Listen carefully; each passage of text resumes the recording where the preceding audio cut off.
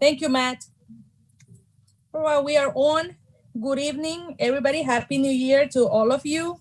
This is the Mayor and Town Council Brentwood work session today, Tuesday, January 4th, 2022, and we're starting this meeting at 7:03 p.m. The meeting is being held virtually, and residents can view this meeting by joining the Zoom link at the end of this agenda. Residents can still view on Comcast Channel 71, Verizon Channel 36, or online at www.livestream.com/BrentwoodMD. So with that, I move to get to call the roll before I get into the agenda items. Good evening, everyone. Vice Mayor Leggett. Present. Councilmember Monroe. Present. Councilmember Taylor. Present. Councilmember Vetrigoff. Present. Mayor Chiminia Lopez. Here. Town Administrator Gaston. Present. Police Chief Althoff. Present. Treasurer Dorsey. Present. Town Attorney Deloach. Present. And my name is Giselle Richards, Town Clerk present. Thank you, Giselle. With that, I move to the agenda items. And before that, do we have any general public comments? Do we have any members of the community join this meeting tonight? I did not receive any public comments, and looking through the list, I didn't see any residents on the meeting. I do have the guests on as she's joined, but she's not joined through the link so we can have her share screens and things of that nature. So I sent that link directly to Police Chief so he can forward it to her. But I have Alberto from PEPCO. Hi, Alberto. Do you have any updates on PEPCO that we like to share now? Sure. Thank you, Mayor Rocio. So obviously, you know, we're pretty much at the end of this storm. I'm just going to read a couple of our talking points. As of 6 p.m. today, PEPCO crews are responding to outages impacting about 500 customers remaining across our service territory. Outage counts remain fluid, and some of the outages currently reflected are a result of residual storm effects or non-storm related events. We have nearly 200 additional contractor and mutual assistance resources, including crews from our sister Exelon utilities at PECO and Delmarva Power supporting our restoration efforts. We expect the majority of our customers currently without service to be restored by 8 p.m. tomorrow, January 5th. And if there are any, any questions or anybody that that's experiencing an outage right now, I'm going to go ahead and put my contact information in the chat, and feel free to reach out to me. I believe you're on mute, Mayor Rocio.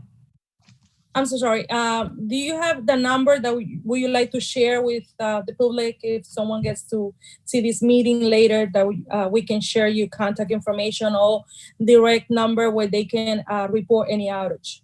Without a doubt. My direct number is area code 202-853-1871. Perfect. Thank you. Thank you for that update. You're welcome. I'll go on mute now. All right, so Chief, do we have Ms. Susie Keenan already online? Good evening, Mayor. Yes. Good evening, welcome. That would be yes, Mayor. Okay. Oh, there we go. Chief, would you like to introduce Ms. Susan for today's presentation? Good evening, Mayor and everyone. I'd like to introduce Susie Kean. She is from OBC. She has created a Brentwood Police Department mobile app that I think we can also incorporate to town to give real live information immediately, such as law enforcement alerts, like law enforcement operations taking place, traffic accidents, emergency weather alerts, things like that. So I'd like to introduce Susie, and she can tell you and the council about the program that I'm very interested in. That's great. Thank you so much, Chief. I really appreciate being able to speak to everybody tonight, and I'd welcome any questions that you have. And may I share my screen with you then? Is that okay? All right. So I work with a company that develops mobile apps for primarily public safety, police departments, sheriff's offices, emergency management, health departments, and we serve agencies in 45 states and Canada. And I just have a little bit of information here I'd like to share with you. This is the list of Maryland agencies that we serve to date. A number of them are sheriff's offices, 6 sheriff's offices. We do serve, I know that you're in Prince George's County. We do serve the Prince George's County Office of Emergency Management. I primarily have worked with Mr. Gill, the emergency manager there. And we serve also the, on the state level, we serve the Maryland Incident Management Team, and we also serve the Maryland Department of Emergency Response with a public access trauma care training app, which we are just about to release. So the company that I work with, OCV, is also known as the Sheriff app or the Police app. And we really have specialized in serving law enforcement. We've been in business for 10 years. We have a growing team of about 45 designers, graphics designers, marketing experts, engineers on the Android side and the Apple side, and people who specialize in integrations as well. We've created more than 500 custom mobile apps on the 2 platforms, the Android and iPhone platform. And maybe you might be asking yourself why a mobile app for the Brentwood Police Department and the municipality. It's because throughout the United States, it's approximately 81% of people own smartphones and use them as their primary means of communication. And it's an even higher number in the younger demographic of 13 to 49. It's 94% of people that in that age group that own and use smartphones as their primary means of communication. And we also have seen through the pandemic, many people who don't have computer and internet access at home, so their smartphone is their only access to information. So, and why a mobile app? As the chief mentioned, a mobile app allows you to send out push notifications to anybody that has downloaded your app onto their phone. So you can send out alerts on any kind of topic, and it doesn't have to be just from the police department. It could be from Public Works or Parks and Recreation or from the mayor's office, an official announcement. Also, a mobile app allows people to communicate with you in a day when transparency, recruiting a diverse workforce, things like that are really important. People can communicate to you. They can compliment an officer, or they can send you tips, and it allows them an easy way to do that. It's also just good PR for a municipality and a police department to say, look, we're being innovative and we want to communicate with you where you are, which is on your smartphone. So most government agencies have a traditional website, and they send out press releases to the news media. They are on Facebook and Twitter. But I'll tell you this, that a mobile app, and our mobile apps in particular, from the app control panel that we would build for you, you can just post in one place, but you're sending information out to 5 places. So then you're spending more information on the messages, more time on the messages you want to share with the public, and less time trying to post in all the different places. So this is just an example of one of our Maryland apps, which is the Calvert County Sheriff's Office app. And they have about 10,000, I think close to 12,000 downloads of their app. And they send out all kinds of push notifications on traffic issues and weather issues and people who are wanted and help them find people, in related to crime issues. And so, we would include whatever features you would want in the app. And so this is just an example from the Berks County, Pennsylvania Sheriff's Office. When I received this alert on my phone, I tapped on it and it opened up the full alert with the full press release and images and live links and everything on my phone. And through this sharing toggle, I could share it with any of my contacts. Now, this is different from a website, which it's much harder to share information from a website. Also, agencies say, well, we have social media. Oh, that's nice. But it's only 68% of the US is on Facebook, only 24 are on Twitter. And then most people have liked 350 other things on Facebook. So they see your posts only 3 to 5% of the time. So I did want to show you the initial mock-up that I had provided for the chief. And so the chief and I talked a little bit about some of the features that you might want to include for Brentwood in a mobile app. And so, of course, we would include the weather as an everyday helpful feature. There's a settings feature, an alerts ticker tape, an image slider.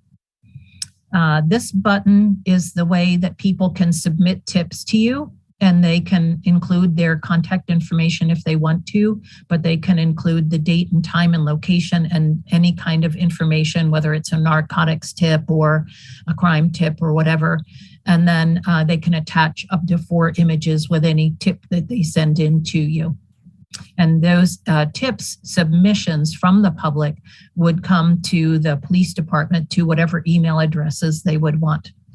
And town contacts, when we create a contact feature, it can have multiple contacts, multiple headers, and multiple contacts under it. So if you want to list all of the departments, we can do that. So these are just some of the features on the menu. Meet the chief with a message about public safety, the news and press releases, meet the police department staff, tickets and payment information. And I did see online that you are using online ways for people to make payments, crime prevention tips. We have a partnership with Offender Watch that does the Maryland State Police sex offender search. So we can pull that into a map for Prince George's County. Community resources, compliments and concerns. Also additional features that, let me go to the next screen here. Career opportunities, COVID-19, general orders, a house check request form, an inmate search for the Prince George's County Correctional Facility, most wanted programs and services, and vehicle impound information. This list is somewhat flexible, and I always believe that your communications are a work in progress. So as you change things, we would change the app and update it for you.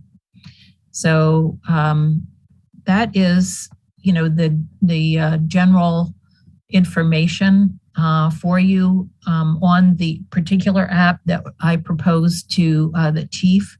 And I could show you how the push notifications work if you wish, or does anybody have any questions for me?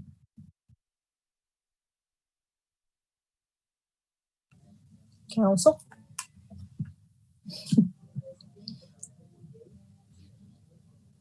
I don't have any particular question. It seems very self-explanatory, and now everything is through apps. As you stated, everything gets to your phone, whether you easy to get notification, whether you on social media or not, you're still gonna get notification. So I would like to show you just quickly, if I have 2 more minutes. I don't want to take too much of your time, but we did create the District Heights Police Department mobile app, and they're also in Prince George's County. And I will show that to you. This is the app that we created for them. And you can download this app free of charge from the Google Play or Apple app stores just by searching for District Heights Police Department. And I'm sure the chief would be glad to speak to you about his app. But you can see here in the alerts ticker tape that they have right now an alert scrolling across there. And if I tap on that, you can see that they have this one active push notification about travel conditions. But here's some of the others that they sent out. We rebroadcast the National Weather Service alerts directly through their app. They don't have to touch it. So we just pull in a feed and rebroadcast it through their app. But they had, building closure, road closures, more winter storm information, just good PR messages like Happy New Year, some information on police activity, burglaries, etc. So another one that another municipality that we serve that uses their app really well is Lindhurst Township, which is in New Jersey, in Bergen County, which is one of the largest counties in New Jersey. One thing that's interesting, Mayor, here is that they gave permission to all the different departments to access the push notifications. So not only do we rebroadcast the National Weather Service alerts through their app, but, Public Works or the police department, community relations, all these different departments are able to send out push notifications through the app.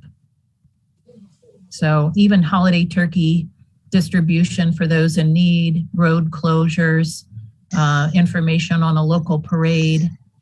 So these are all things that they chose to send out through their app, which are just a real big help to the community. So if anybody has any questions, I'm glad to answer them, or you're welcome to email me or give me a call, with any additional questions that you might have. Ms. Keenan, may I ask a question? Oh, yes. go. Thank you, Councilmember Monroe. Thank you for taking the time for the presentation. I'm curious if you guys have any data on the number of people who are actively using your app. So for instance, if Capitol Heights has 10,000 downloads, how many of those folks are active users of the app? So if anybody who has downloaded the app would receive the alerts on their phone. One thing that we do include, so this is just a glimpse of the app control panel, and it's so easy to post in here. One thing I love is that you can't break it. You can only post in it. So it makes it very easy for the staff to post, but the app analytics are included in here. And so this is the app analytics for the Calvert County Sheriff's Office. So they can see exactly how many downloads they have on each platform. And there are also bar graphs here that show you how many times each feature is opened, and you can set the time limit for that. So just here, their push notification history in the past. I don't know if this is the past month, but has 60,000 opens, and the news and press releases 5,000 and alerts and social media. So they use their push notifications really well, the Calvert County Sheriff's Office. And here also is another bar graph that shows you how many times each week the app is opened. Ma'am, I have a question. Can you go back to the number of downloads? Yes. So is that 3838 is the number of downloads, or is it the 8,004? So those are reflective downloads of the different platform. Okay, so it's added. So that's about 11,000 downloads of a population that is in Calvert County has 92,000 people. Is that correct? Yes, that's correct. So what kind of percentage is that? So that's a little over 10%. Okay. So we find that the apps that are most successful are the apps where the agency is not reticent about using the push notifications. They, if you use them to keep people informed, people will download the app and they'll share it with their neighbors and their friends and their, associates. So we also provide a marketing package when we create an app. So the marketing package includes a mobile smart banner, which is code for your website. We have print graphics that we include, and these include a couple of different things. The graphics for the postcards and for a flyer and for business cards. And then also a banner 2.5 feet wide by 6 feet tall. We include also in the marketing kit a press release, also digital graphics. And the digital graphics would be some that you would use on your website and on social media, maybe an email, and they call out different features of the app. And this is probably the best one, and it does include the QR code, which is very helpful. I think people are using those more today. And then the last part of the marketing kit is the video. It's a 1-minute video that just calls out different features of the app. And this is something you could post on your Facebook or Twitter accounts or on your website. So I have another question. My other question is, so how long has Calvert County been up and running with their app? Calvert County, a little over a year, I think. So in over a year, it's 10% of their population that utilizes the app. Is that correct? Correct. Okay. Maybe it's 15 or 16 months. I'm not sure. Okay. So, all right. Okay. Thank you. Mm-hmm. Sure. Any other question?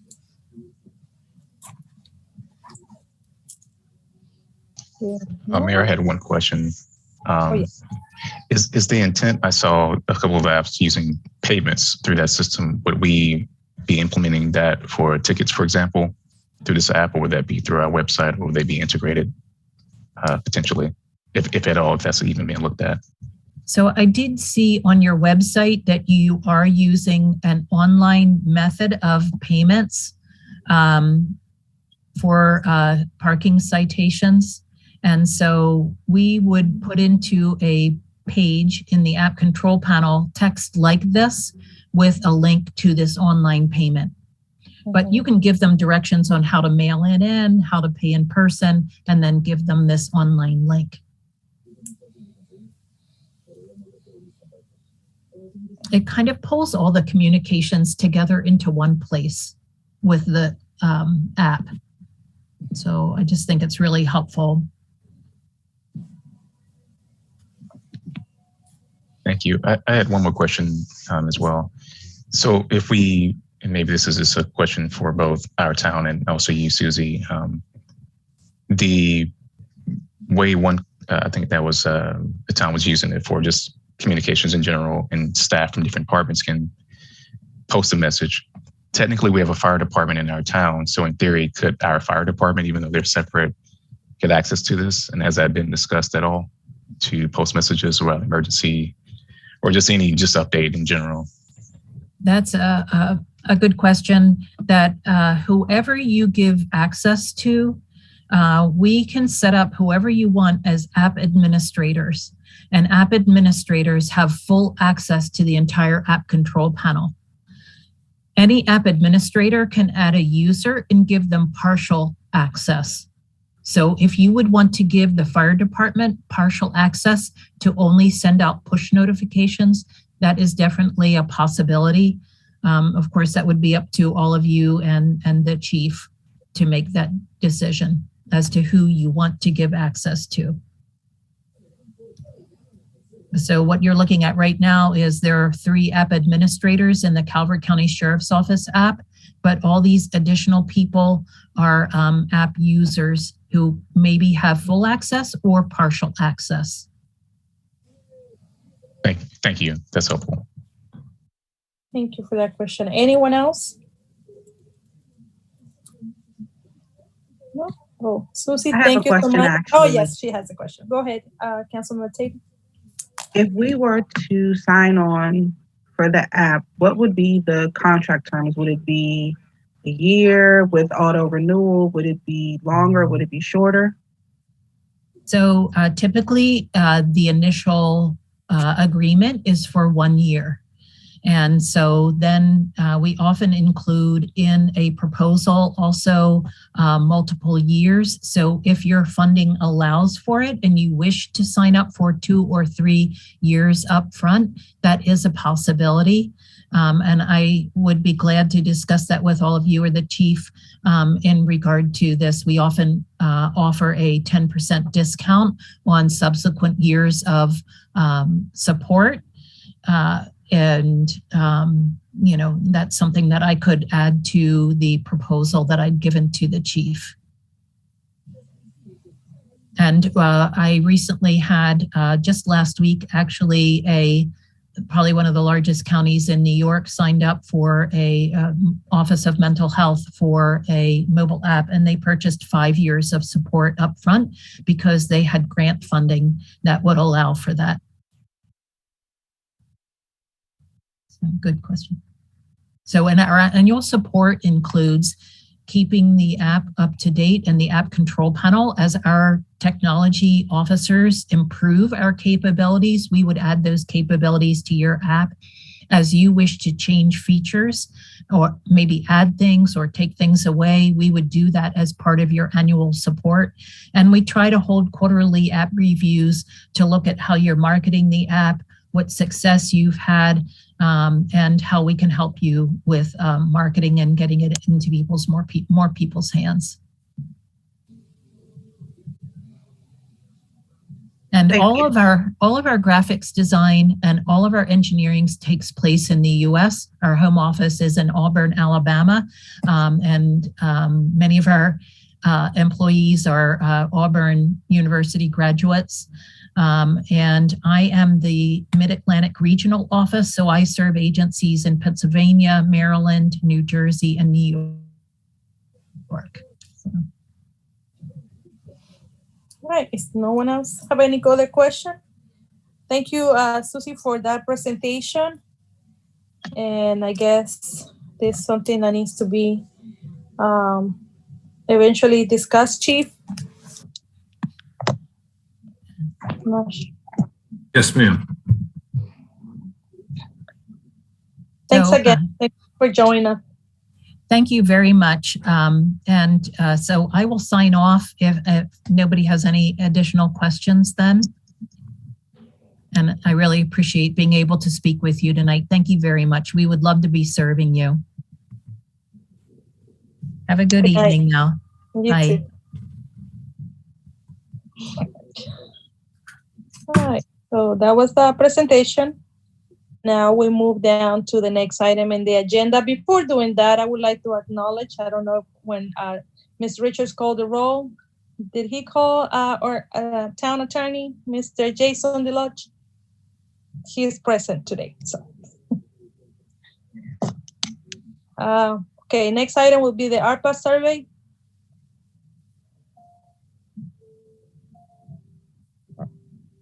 One at a time. I think this is Vice Mayor Leggett. I think we lost him, but may I have a question, if I may? Sure. I wanted to add one thing to the agenda, super short. I just wanted to announce the winners of the home decorating contest. Is it possible that we can add that in? Sure, yes. I completely forgot about that one, but of course we can move that into number 10. Thank you.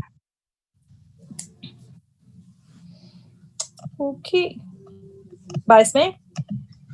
So I didn't add Arpa Survey to the work agenda, but I would be happy to talk about it. So certainly we're at the point right now where we've solicited a lot of input from our residents. We got a bunch of surveys handed in. We got a bunch of emails separately. We solicited feedback over Zoom. And so now's the time to call all that information and start making decisions. That was the easy part, what we've already accomplished. But before we sort of talk about the process of how we're going to make decisions and how we're going to communicate them with the community. I would like us to discuss first whether we would like to manage all of the ARPA funds, the allocation and the reporting ourselves internally for the next 4 years, or if we would like to put out an RFP to hire a consulting team to help manage it for us. So I feel like that's the first discussion to be had. And then after we decide on that, then we can decide sort of how we're going to call all the results into one spot. I have a question. Yes, ma'am. I know we had discussed it, but we didn't settle exactly how we wanted to handle meeting with the PTO at Mount Rainier Elementary and Thomas Stone, and also if we still wanted to try and meet with the faith-based community. And if that's something that we want to do now, or if we want to just take the information that we've already gathered and just work with that. No, I think that's great. I think if one of us wants to volunteer for sort of a focus group and create that group, let's try and schedule that, before the next work session. So in the next 30 days, if anybody has a particular passion. Yeah, so just to clarify on the PTO, I did attend the first one of the I think they do them at both were the same day, virtually. So I just let them know about the survey and shared the link. But if we want to do a follow-up, by all means, they're open to it. And if I quote the number right, just FYI too, I think Mount Rainier committed $20,000 total to the PTOs. I can't remember if that was total or to each, having $20,000 to each PTO out of their ARPA funds. And then the PTOs were going to submit some language to us, basically the same language that they had submitted for support to Mount Rainier. They would share that same narrative, whatever they sent over to us. But by all means, they're open to having us back there anytime we want to come. So. Just for the record, the PTOs, all the PTOs in Prince George's County, they meet the same day, the very first Tuesday of the month. So it will be a good thing to follow up. But I agree. I think we should wait and see what they have to ask, because they might have a plan already for how they want to help both of the schools, because in a way they work together. So, in regards, Vice Mayor, about hiring the consultant, maybe the discussion will be how much of the a percentage, or what is the funding that we would like to separate to be able to secure a consultant. We need to see those numbers too coming out from that money. So, and also what is that exactly we want to accomplish, other than pretty much how we're going to distribute the funding. Which, let's see if I put this together, because I know we need some items that we need to fix. It comes with the infrastructure. So is that going to be included? It's just community outreach, community service, COVID testing, name it, vaccination sites. I mean, what is that we trying to put into this RFP for the consultant? I've spoken with council members from Mount Rainier and Hyattsville extensively about this, and they've both offered to give us basically their boilerplate RFP for when they've hired consultants. And we can just, copy and paste our names instead, to see if there's somebody out there, and then, put the bid out there, see what the cost would be, see what sort of services they offer. I mean, there's a lot that I think, we're dealing with federal money, which I think is a different level than we're used to working with. I as you can probably tell, like one of my greatest fears is that either we'll waste and mismanage our money and thereby not serve our residents to the fullest sort of that we can. And then two, I'm concerned that, for whatever reason, we might end up owing money if we don't spend it correctly or report it correctly. So, I mean, I have no idea what a consultant costs, but, if somebody said to me, well, it's, $40,000 a year, that might be something to consider. If it's $100,000 a year, then maybe not. But I would be in favor of putting out an RFP and seeing who bids and seeing what the costs are. Because I think this is a once in a sort of lifetime opportunity for our town. And as capable and well-intentioned as all of us are, I think there's professionals out there that have more experience and perhaps could deliver better results with our input, obviously. So if I, like in my perfect world, and certainly my world is not perfect, I would say, let's have like 3 focus groups that we have in the next month. We can have little Zoom meetings to call some more information. Let's put out the RFP and then, see where we are in a month. I believe we could fudge it. I think we could make it work, this team. But I think we could make it work better with some professional input. Any comments from the council?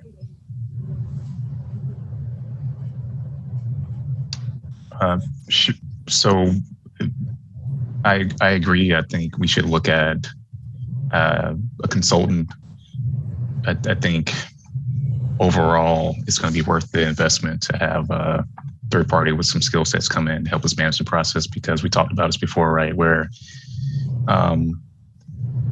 so there's 2 options, right? It's either have a combination of our town administrator and treasurer and staff manage the process on top of their current duties and managing grants in general, that we have already identified this list of grants that we want them to go after on an annual basis, which may be a heavy lift.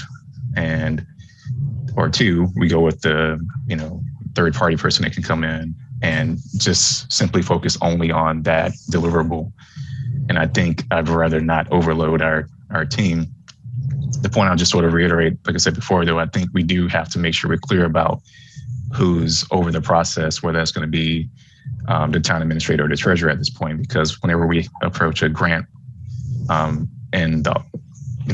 traditionally, usually it's whoever name is going to be on that piece of paper manages the process. And that's, I think, traditionally been the town administrator for a bulk of it. And Ms. Dorsey has, helped manage that process in the past as well.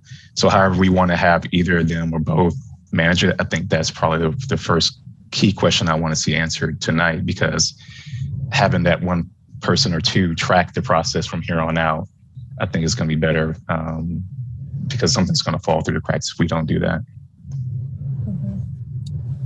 And if I can just piggyback on what Councilmember Monroe said, I think, hearing him say that may be in part where some of my concern stems from, is that there hasn't been a clear sort of set of considerations for who's going to be managing this money. And so for me, a simple, answer is, well, a consultant, So to his point, we should definitely decide if it's going to be a consultant, great. And then if it's not, tonight we should decide who it's going to be.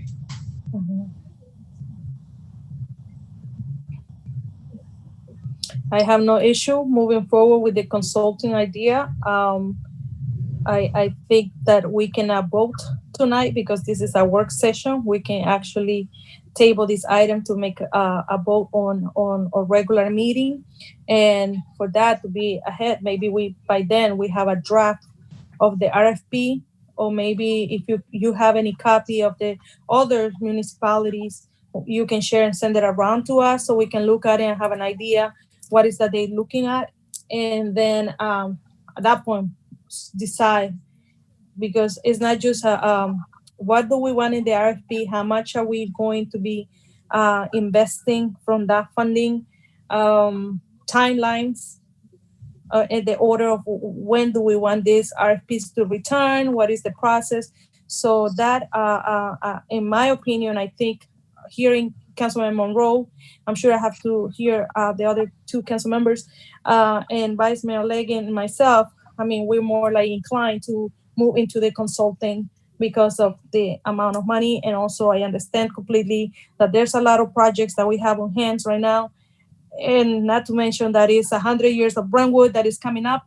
So I don't see how the staff and council members will be able to juggle all those duties at the same time. And plus we have COVID. So I think I'm in favor to move forward with the consultant. Mayor, who would you prefer that I individually email folks the RFP language that I received from other municipalities, or would you like me to send it to you and the treasurer and town administrator? What would be your sort of preferred communication chain? I mean, you can send it to all of us for review.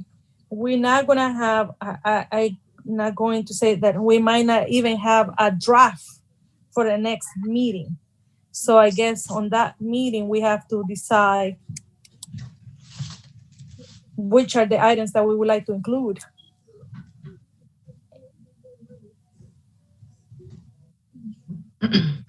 Mayor, I have a question. Oh yes, Shelley. I just wanted to say, well, one, I personally support having a consultant come in. However, I guess I'm confused in terms of, is the consultant going to manage the ARPA fund and work with us to develop I guess like a spending plan, or at some point, are we going to sit down and say, hey, these are the projects that we want to pursue? Because that was a conversation, we've kind of threw it out there a couple of times, but we've never actually met to actually have this discussion. What is our vision for spending this money? Or is the consultant going to do that? My vision is that the consultant is there to sort of like bring all of our varying visions together, right? So, I mean, they're there for budgeting, for accounting, reporting, oversight, making sure we're compliant, monitoring, the programs and things like that. But like it's in my world, in my perfect world, I see us sitting down with the consulting firm and saying, this is the input we've gotten from our residents. This is what we know as mayor and council. What is your suggestions about how to direct these funds? And they can help us, create a budget. They can also help us work with other levels of government, state and county, to make sure that we're collaborating and not duplicating our efforts. And of course, making sure we're compliant. In no way would I say that I look at a consultant as sort of taking all this research and time that we've done in outreach and just throwing it out the window. The consultant is there to help us take all these varying baskets, put everything in one basket, and then pull out a plan. Right. You know what I mean? Yeah, yes, absolutely. And I guess I was asking the question because I presume one consultant could probably do it all, but there could be a possibility that maybe that's two different consultants. If you're talking about one managing and one developing the plan, I don't know if they're necessarily one and the same. So the managing consultant could just be a bunch of accountants, so to speak, that's very versed in the regulations and what have you, but they wouldn't necessarily develop our spending plan. And so we're looking for someone that can do it all, or work with us and do it all. Yes, like a firm that could provide all of that help. Yeah. Okay.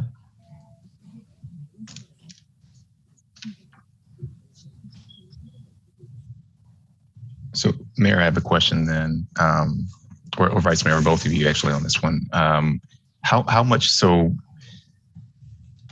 Well, that part is not answer that way, because whatever information we got so far, we have it. I was going to ask how many surveys we've gotten, but we still need somebody basically that's going to go through that information and figure out what we've gotten. So that's still TBD at the moment. So in theory, if we do the focus groups, do we want to make sure that's in time for this consultant? You know what I mean? So I know what you're saying, CM Taylor, is the focus groups. Do we need to speed that up and get that done in the next 2 weeks before this person would come on board, right? And then is there any other outreach that we still need? Because I'm kind of curious to see if the surveys didn't get us all the information we need yet. It's kind of a chicken and egg question, but do we feel like we still need to open up the survey for another month based on what you've seen so far over the responses? If that makes sense.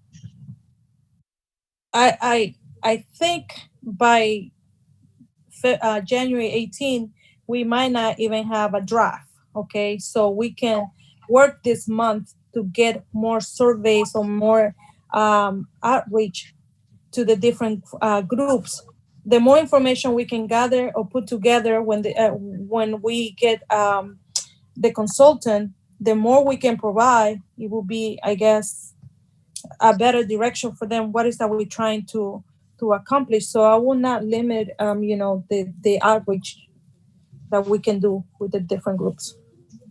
Thank you. And part two of that was just to clarify, even though we're saying the consultant's going to manage this process, in the meantime, who is the point of contact for just all of the things that we just talked about, right? So who's going to come back with the homework at the council meeting, the next council meeting? I guess I'm just trying to clarify, like, who is managing this current potential RFP process and potential survey data collection and all this potential other outreach we're doing. We still need someone to keep an eye on it. So I don't know if Madam Treasurer or the Town Administrator, you guys have an idea of how you would like to handle that part. Well, in terms of the RFP process, I would like for the town manager to oversee that piece, and with my assistance, which is pretty much how we've always done it in the past. Whatever he needs from me, I would definitely provide it. In terms of current, and I guess that was a two-part question, correct? Yeah, because then we have this data collection that we've done, hard copies and digital copies. We need somebody that's gonna, put that information together.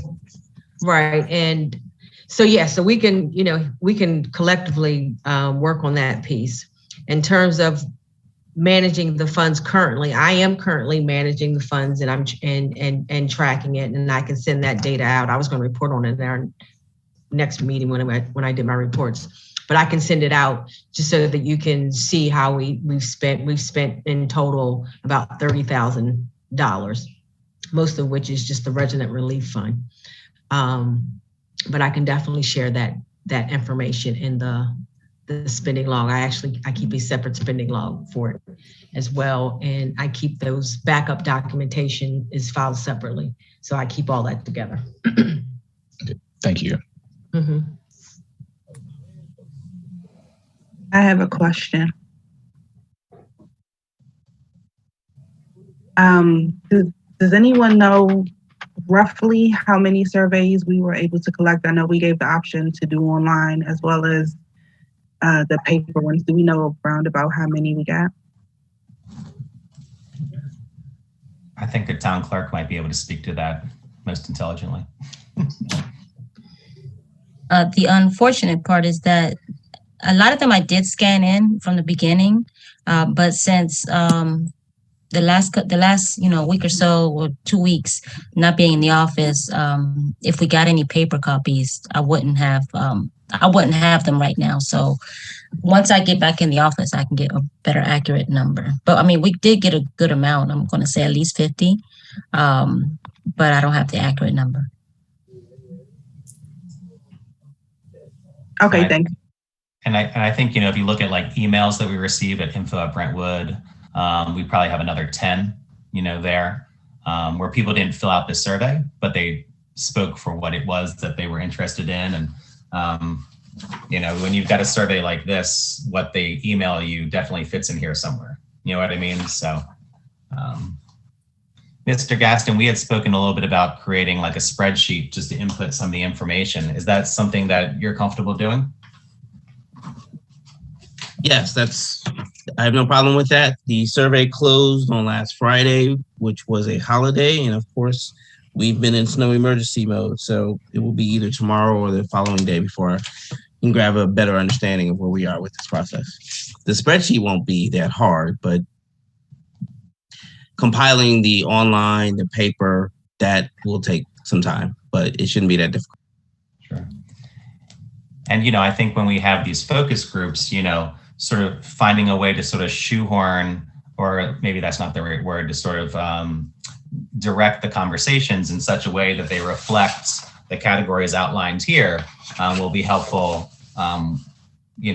after the meetings to take it back and to sort of make sure that their input gets counted.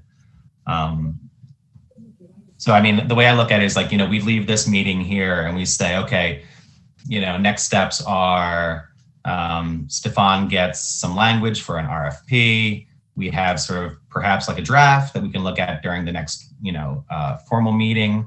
And then we start setting up 3 focus groups with faith-based community, PTO members, and seniors. I don't know, I'm just putting that out there, like the senior community.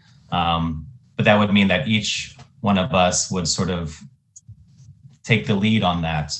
And finding perhaps 3 or 4 community members that sort of well represent the faith-based community, well represent kids, parents with young children, to create these conversations, to create these focus groups.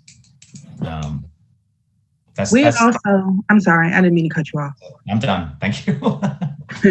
We had also, in October, we did the workshop with Mrs. Monroe in reference to domestic violence. And I know we had said that we may want to set aside some of this funding for that if we were able to. And so that may be another, that is definitely a conversation that I would like for the full mayor and council to sit in on, because it was a very enriching conversation.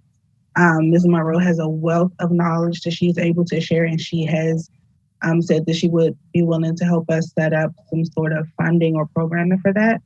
So that may also be one of the focus groups that we want to consider looping into this process. Do you mean like sitting down with, so one of the focus groups would be, I'm sorry, I don't understand.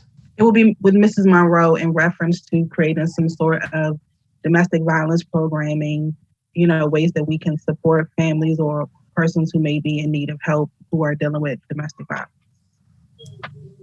But that would be more of a thing that we would do with Mrs. Monroe. Yeah, that's specific, right? So when I'm thinking like for a focus thing, I'm thinking more like a broad category. Mm-hmm. Okay. Like parents with kids, seniors, faith-based leaders, and sitting down with them either on Zoom or in person and having an hour's discussion about what's important to them and their community, sort of looking at them as sort of the ones who may be able to speak well for their greater community. And then, taking copious notes and then translating it in a way that we can put it in our spreadsheet. I would like to make a comment. I'm going to quote Councilmember Burgess. We were elected to make decisions. And sometimes we cannot rely, let's say we only get 100 surveys in total. That's not even 1% of the population, okay? So we are focusing and trying to outreach, but the reality is that when people want to turn in their surveys, they will do it. We have done everything possible to try to connect and outreach, even with the limitations that we have with Zoom and we've been trying. I'm not saying we should not continue. I'm just saying that it is time to do what we have to do. And because let's say in the future, oh, it's not, people are still going to complain. There were only 100 people that respond to the survey, so that doesn't reflect what the community wants. Well, that's what we gather. So we need to move forward and just work with what we have and make decisions. We are here to make decisions. Maybe we're not going to make everybody happy, but we will have to step up and say, this is what we're going to do. Because if we're going to be, again, I'm not opposed, I'm supportive of the outreach and everything we all trying to do here, because we promised that during campaign that we're going to outreach and we're trying to connect with people. But if they're not responding back to us, there's not really much that we can do. So we can just work with whatever we have on hand.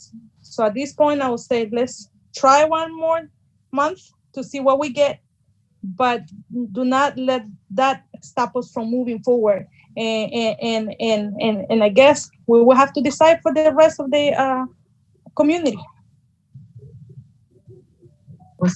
If I may, some of these, two of these we had already discussed during outreach for. So the only one really that has been added in is the senior outreach. So we're kind of staying in line with what we said we were going to do initially. And I do want to make sure that we are able to loop these in, because with the PTO outreach, we're getting a two for one, because we have a large immigrant community who takes their kids to school. They may not have wanted to fill out a survey. They may be more willing to come to a Zoom, because I know a lot of parents show up to the PTO anyway. With the churches, that's just valuable resources that we can get, and also relationships we kind of need to build anyway.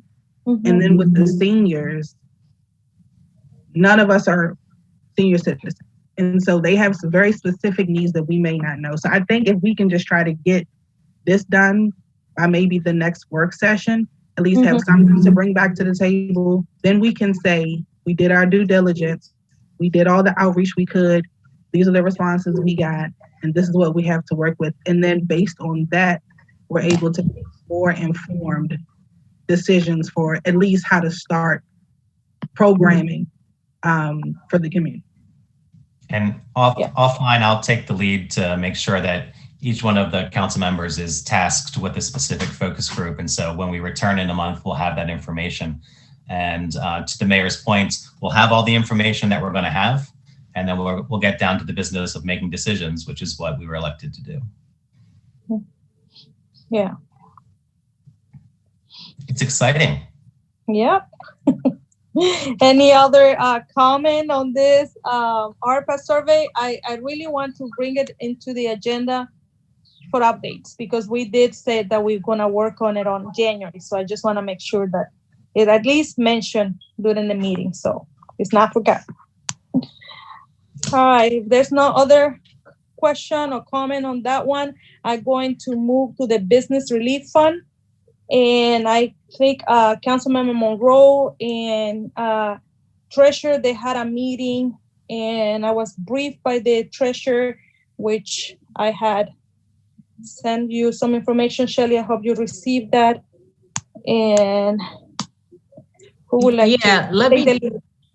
Well, let me just say, I didn't put this on the agenda, so I don't know whoever put this on the agenda, if they had something specific that they wanted to talk about. However, I do think, and I can let Councilmember Monroe take the lead if he would like. There are some pieces that we would like to discuss as well, but I don't know if I think someone else put this on the agenda.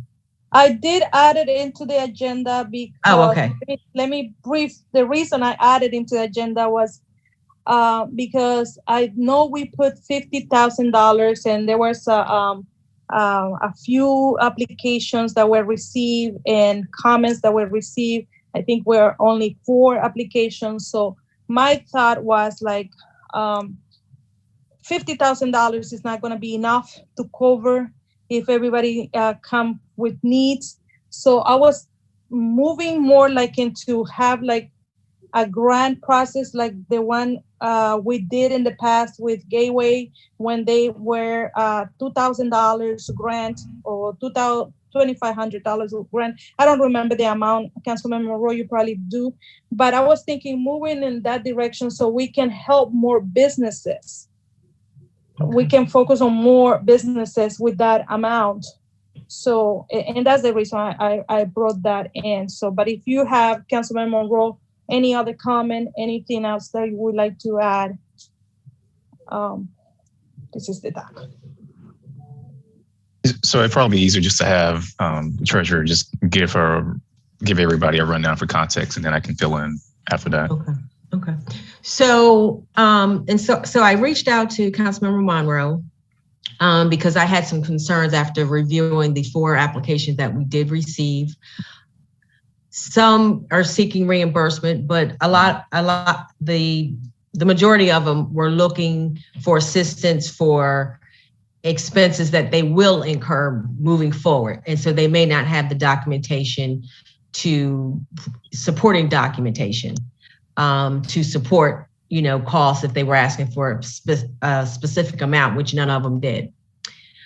However, in reviewing them, it seemed like the easiest way to manage this program would be to treat it as a grant as opposed to kind of piecemealing things and, sending invoices, seeking reimbursement, kind of like what we do with the Resident Relief Fund.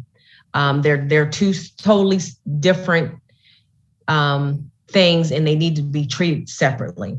I think it makes more sense to do grants for the businesses for specific purposes. All of them are asking for assistance with hiring, with the payroll, trying to get people back, and with the purchase of equipment, PPE, things of that nature. And I would suspect there may be some other things that may, some other needs that may come into play. I think some businesses are looking for assistance with like their HVAC systems to make sure that it's adequate and it's up to par and able to turn over the air, whatever the required number of times is to clean the air properly, things of that nature. So again, we wanted to make this process as easy as possible for the businesses. And I think doing it by a grant, it could be tiered, but would definitely make the process easier for us internally, and it would make the process easier for the businesses. Mayor, I did look at the information that you sent over, and it really did make sense. I think that information came from the county, correct? Yes. Okay. And so businesses basically just had to prove that that brick and mortar within the county, or in our case, within the town of Brentwood, it had, to be COVID related. They had to show that they was an established or legitimate business through federal ID, partnership agreements, things of that nature. And they had to be in good standing. There wasn't, it was a very simplified process. It wasn't submission of invoices and bills and things of that nature. They just had to kind of state what their need was. And then I assume somebody on the back end determined, what amount would be granted to them. I didn't see that in the documents, but I didn't get through everything that you sent me. I think a similar program would work for us. Mm-hmm. And so I know we can't vote on anything tonight, but I would like to be able to present something more along the lines of a grant opportunity to you all at our next meeting that we could vote on. Yeah, something that it was mentioned too, that I suggest that we send the application once we have everything set up, if it's a grant, to send all the application to all the businesses that we have in town. So they'll have the opportunity, because sometimes they don't even know that we have these grants. Sometimes they are unaware. So we did, in the county, we did a lot of outreach to the different grants that we have. We have grants for hair salons. We have grants for restaurants. Those are the more impacted businesses that receive the grant. So I think that will be having that updated application maybe with the new guidelines, Shelley, it will help, and they can be sent over to the businesses in town. Okay. And so that reminds me, Mayor, because you touched on something in regards to industry. And so you're right, we all are aware that certain industries were negatively impacted more than others, and restaurants, for instance. And so if we receive an application for a restaurant or eatery or cafe, something of that nature, do we treat them a little differently? Would they be eligible for, a larger grant? So that's something to consider. If you're interested in something like that, then when we propose something at the next meeting, we can make sure we incorporate that.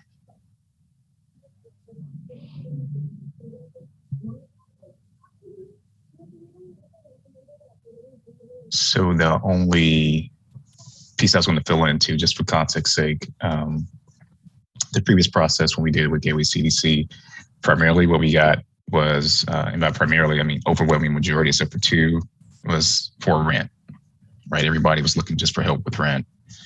And that was still, we still did the same thing, ranging from $2,000 to $2,500. Mostly $2,000 was the amount we provided. And it ranged from some of our auto body shops to the artists, to the restaurants, to small independent.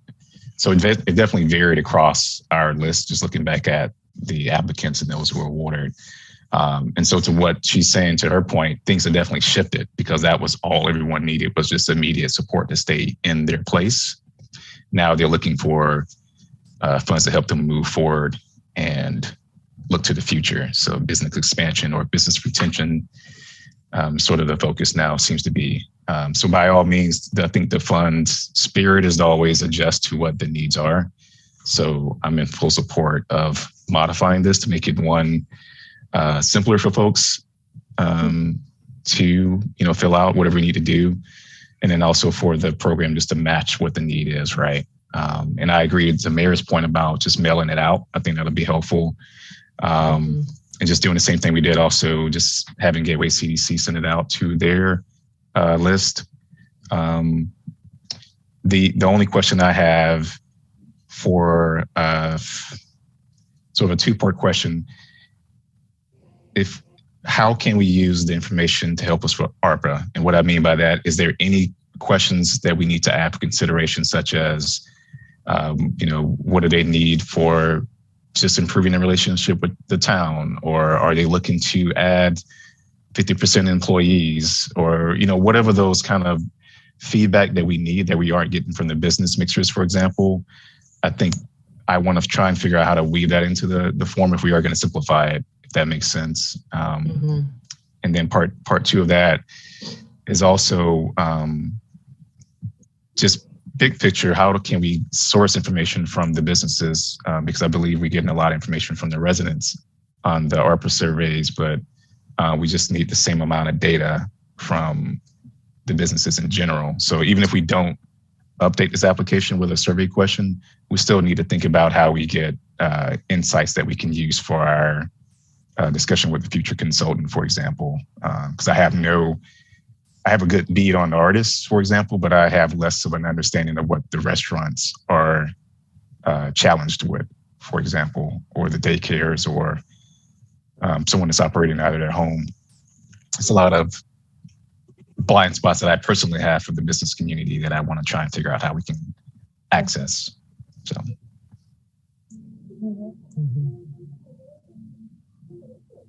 Vice Mayor. And there was just one other piece I wanted to add. I know the county's program, it does not provide any assistance to home-based businesses. And so will we want to do that in the town as well? Well, the whole idea, my understanding was that even not just the county, but the state of Maryland, the whole idea is to keep those buildings in business. Okay. And gotcha. a lot of the a lot of the home-based businesses like nail care, food vending is prohibited in the county. Okay. So I guess we just need to follow what the county is doing. Right. And pretty much the same. I know there are other type of businesses like learning centers, so like things that they do online and they need better tools to engage. That's different type of business that actually selling something out of your house. Right. Well, I will say home-based, I just needed to put that out there. I will say a home-based business, if the business is struggling, they could still probably qualify for a resident relief fund, just not business assistance.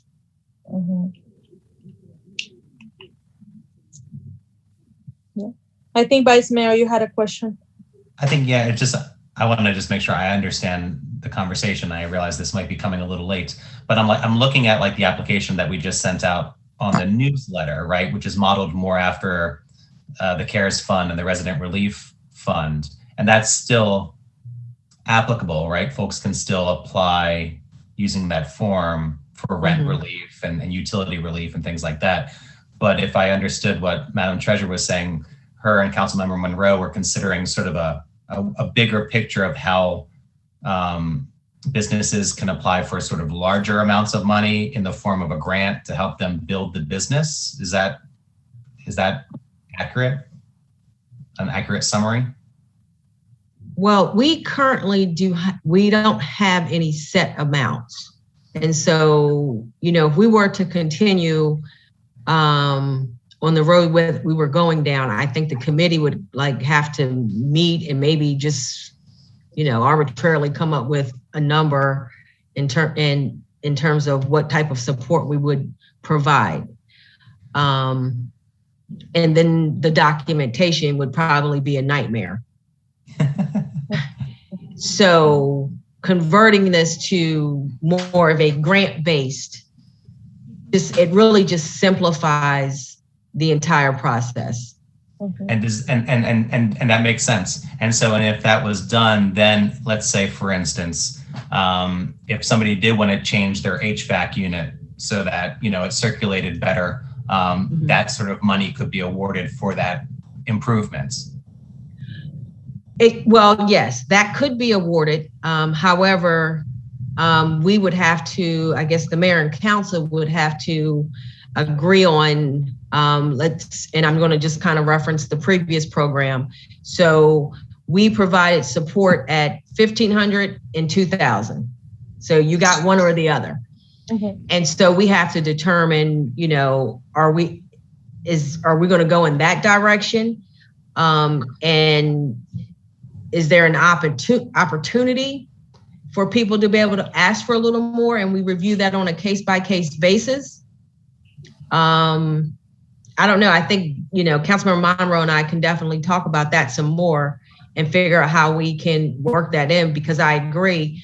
I don't think $1,500 or $2,000 is going to do a whole lot for a lot of businesses. I think it's not going to be very helpful. I think the needs are just much bigger this go around. Yeah.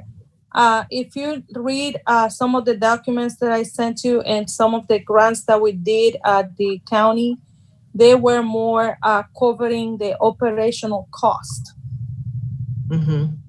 That's what's based the grants. There were different amounts. Like, for instance, I mentioned this professional services like haircut or hair salon, nails places, they were at $5,000 per business. The operational cost for a restaurant is higher, so the grant was from $12,000 to $25,000. Right. So that all depends. So yes, I think, I don't know if the word tiers will be the one, but maybe dividing the industries, how we want to, remember, we're just talking right now for $50,000. That can be done in no time. Right. So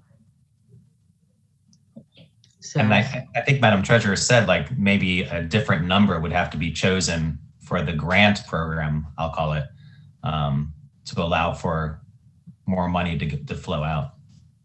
Right. I love that. I love that you guys are, that's the direction you're heading in. It makes good sense, as opposed to just recovering, but rebuilding and preparing for the next. Right. It's great. Well, and I think during, when we provided assistance during the CARES Act, businesses were struggling to maintain. And so now the struggle is to move forward. And I think everyone has found that in moving forward, the needs have changed. Because you have these concerns with HVAC, you have these concerns with, PPE and cleanliness and, things of that nature. Everyone's having to do a little more, which is evident by the price of everything that has gone sky high. mm-hmm. That's great. Yeah, I think about all the restaurants nowadays who are trying to find a way to budget a patio, who didn't have any outdoor dining, you know what I mean? And that's $40,000 right there. So right. Yeah. That's great. That's great. So, All right. Well, thank you. So we will come back in the next meeting with a proposal. Thank you for that. Any other question before I move to the next item? None. I add Bates contract because it seems like has been put in the back burner. I just would like to bring this to your attention for update, and I'm not sure if Mr. Gaston has any update. No, the only update is that I've reached out to Bates and we're waiting to discuss with them the number of homes that, or let me back up, the bins that they serve. And there's I won't call it a discrepancy, but there's a disagreement on the numbers. And so what we're trying to do is to come to some sort of final number as to what they're going to charge for the town. And that's where we are. And that's it. I've reached out to them. It was right before the Christmas holidays, and I'm sure people went on holidays, and then the snow emergency hit. The good news is that service has not been interrupted at all. So Bates is doing, exactly what they're doing. Servicing the contract as it currently stands, even though we are still trying to iron out the details. The reason this is an issue is because we need to sign a 2-year contract, and the discrepancy was the number of homes or bins that Bates is servicing. All right. Okay.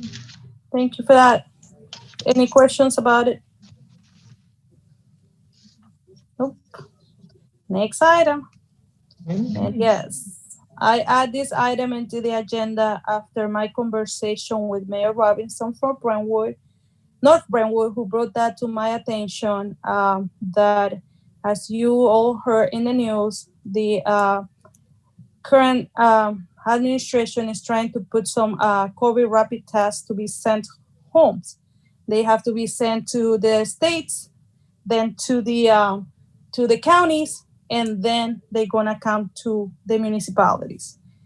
Between now and then, it might be months. So Mayor Robinson asked me if I was willing to join them in the purchasing of a bulk number of, to purchase the test in bulk. She was able to get other municipalities because I couldn't give her an answer right away. We're talking about that each COVID test is about $22, and it has 2 tests. And I was like, I cannot give you an answer before bringing this to the council because we're gonna need to have approval.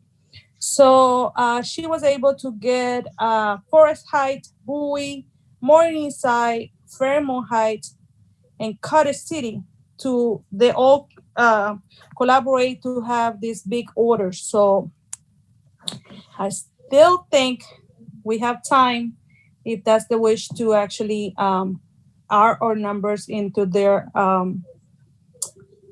invoice. So, but what I see here is 22. So West County, if we, I guess they're not ordering like by the number of their residents by town. They just pick a number and they go from there. So, because initially I thought, okay, I'm gonna need 3,500 kits because that's the amount of people we're supposed to have in town.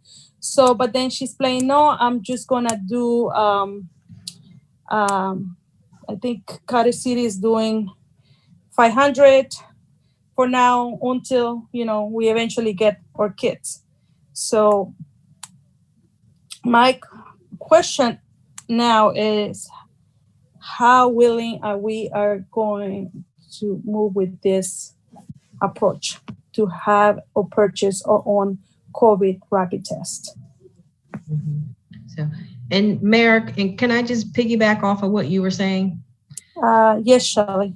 Okay, so I just wanted to also point out, I think it's good that, I know the state wants to get these kits out, but they can't make it happen fast enough. And as usual, the municipalities have to step in and provide support. I think yesterday, the United States recorded its highest number of positive cases in one day. It was a little over 1 million positive cases yesterday. And testing has been a challenge. Getting to testing sites, trying to even go into the pharmacy or wherever to purchase kits. A lot of places are just sold out. And the price of testing kits it's literally going up every day because the demand is so high. And so I think the price for these kits, $22, and you get 2 kits, I think is actually a great deal. I lucked up and found in-home testing kits at CVS today, and they were $10. But that price is just going to keep going up and going up. And so I think this would probably be a good benefit or a good thing to be able to offer our residents that need testing and they can't find testing, can't get out to get it or what have you. It would be a great convenience to be able to get it from the town. I have a question. And that's what this money's for. That's what this ARPA money's for. Yep. Councilmember Taylor? So she's proposing that we go in, and it sounded like you were saying, and purchase 500. Mm-hmm. So my question is, what would be the distribution process? Would people just make an appointment to come to town hall and it'll be first come, first serve until the state is able to get those out? And then are we going to be putting a maximum number of tests that people can get? Because, someone may have 4 people in their home, and everyone would need to be tested. So would it be, if you have 4 people in your home, we give you 4 tests? Would it be the max is 2, 7? I mean, what would that process be? And that's a great question, Councilmember Taylor, because that's exactly what I thought today when I was, thinking about this test. Just in my house, we're 6. So, I understand that we need to have some sort of limit, but still have them available, especially for seniors, and that it has been tough to be outside for them, making a huge line to get tested. So when she approached, that was last week when she called, she was trying to rush the order because, as she explained, everybody's trying to get them. Everybody's trying to get the test. As you heard today, the Governor Hogan, he did state of emergency, another 30 days. So meaning that we need to act. And as Shelley mentioned it, I know we have so many plans. We've been talking about getting a consultant so we can expand the funding for the next 4 years. Yes, but essentially that money is to making sure that we doing every effort we can to support our residents with all the things that they need. So I want to say that we have some comments in the chat. Our previous council person, Ms. Tar, she bought kits at Walgreens, 2 tests for $24. Mm-hmm. So this is actually a little cheaper than that. Another comment from Ms. Edwards, previous vice mayor. Some municipalities do a rebate program. I just wanted to point that out. Thank you. That those comments were in the chat. Yeah. Vice Mayor? So I have a lot of reservations about this, and I'll try not to take everybody's time up too much about them, but I'll outline them briefly. The first one is the number one rule of ARPA funding is not to do something that there's already funding for. And I could grab the Route 17 bus in Mount Rainier, and I don't even have to get outside the Beltway, and I could hit 6 testing centers. There's a lot of testing. Whether folks have to wait in line, that's up to them. The second thing is every test that we hold on to and don't distribute is a test that somebody else can use. The third thing is there's been a lot of talk recently about the scarcity of tests, as we're now discussing, and the importance of prioritizing tests for high-risk populations, as the mayor mentioned, seniors. In fact, there was a whole group of doctors from University of Pittsburgh today who spoke on saying, basically what they said was, we need to not be testing just because we got back from a trip from the opera and we want to make sure that we're not sick. We need to make sure that we're saving these tests for high-risk members of our population. And so if we are doling out these tests, how are we going to decide who are the high-risk members of our population? It's not really a role that I see council having. So that's 3 points right there. And my last point is, and I'm sorry to bring this up, but I need to know that the money is spent, the money that we send in collaboration with other municipalities is accounted for dollar. And before we collaborate with any other municipalities to make any other large purchases, I want to have a full accounting of any past collaborations that we had. And I want to have a full understanding of who's going to be responsible for doling out those monies and how they're going to be returning receipts to us.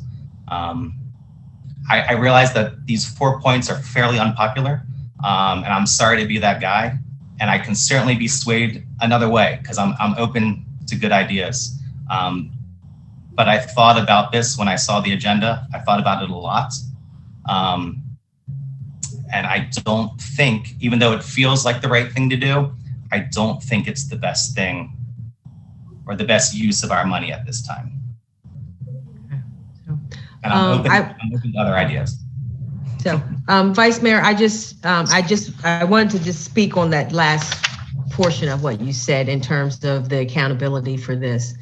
And so what the mayor is proposing, even though the towns have joined together to purchase this in bulk, the checks would be made payable directly to the company. So each municipality is actually cutting a check to Commercial Essentials is the name of the LLC that would be providing the kits.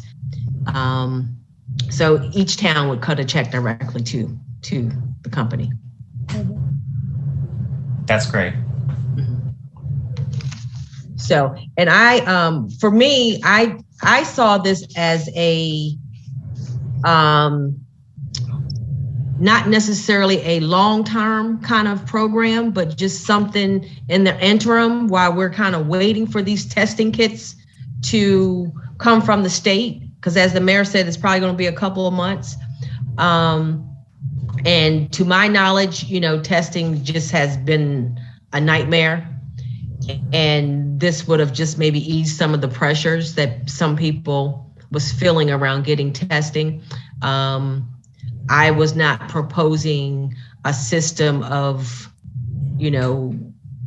trying to determine who gets a kit and who doesn't get a kit.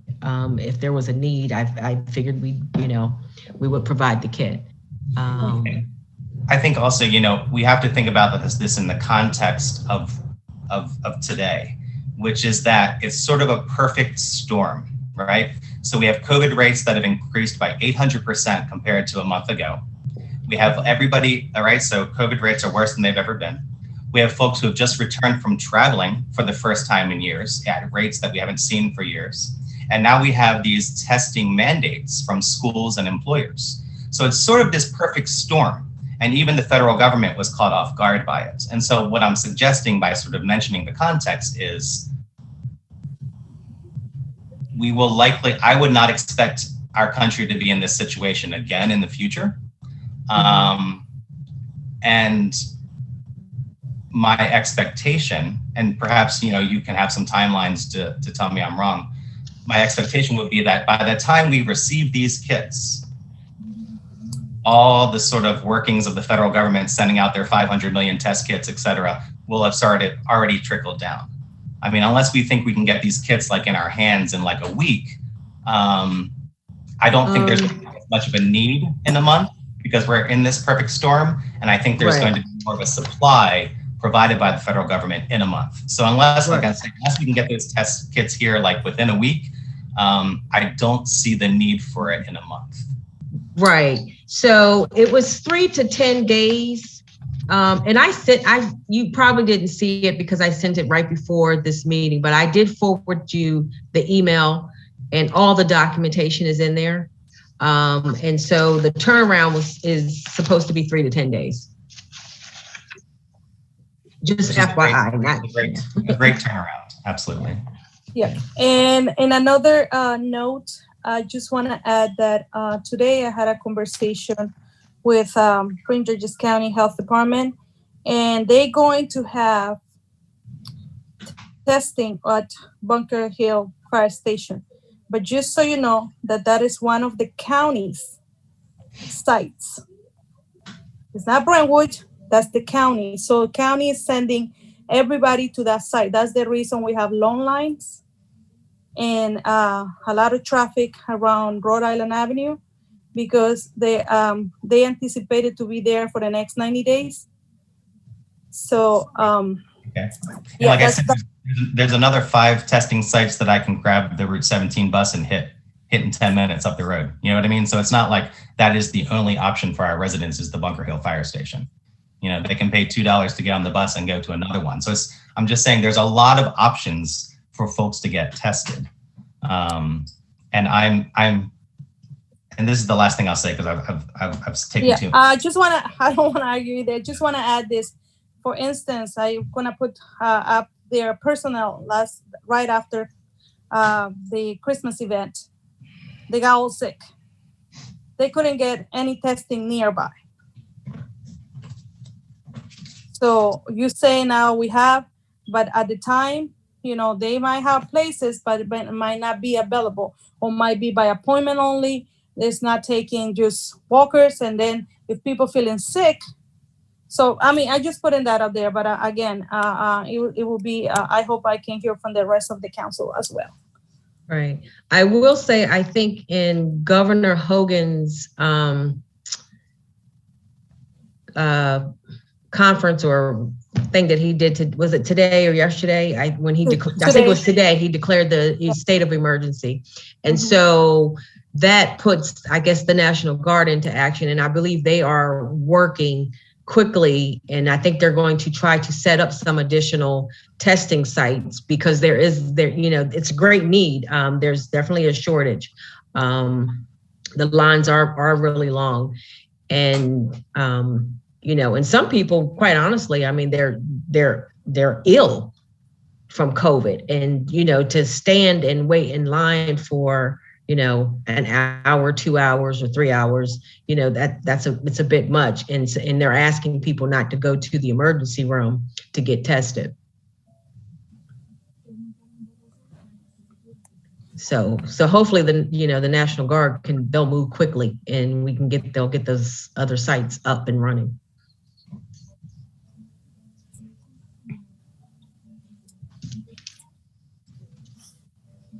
Anyone else?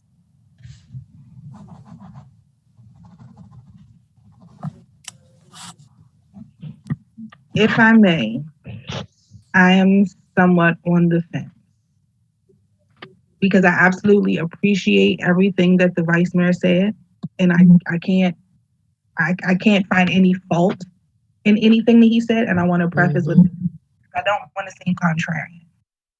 We just had a COVID outbreak at my job. Everyone in my building was required to get tested before they could come back. So that's 35 people. I know someone who works at a COVID testing site. And so I was able to get bumped up to get tested. But that means one other person who was waiting to get tested before me didn't, because I work in public safety and because we're considered essential. There is an increase in testing. And for that reason, we do want to be mindful of making sure that we don't shortchange other organizations that need tests, right? At the same time, I do think that it would be worth it to maybe invest in some specifically for our senior community and for those in our community who may be disabled, where it may just prove to be an undue burden to go and have to stand in line for hours to be tested. Some test sites I know had people who had stood in line for hours and they ran out of tests. So you may have been at a facility, you've been standing in line for 2 or 3 hours only to get to the front of the line, or maybe not even the front, to find out that they don't have any more tests. And for someone who is elderly or disabled, being able to get tested quickly may be the difference in belaboring more severe illness or being able to be treated quickly. So I agree with the Vice Mayor. I do think maybe we should consider maybe not buying 500, because 500 is just a really big number. Maybe 150 or something a little bit smaller, and then we give preference to our senior community and our disabled community to ease the process for them to get tested should they need to be tested.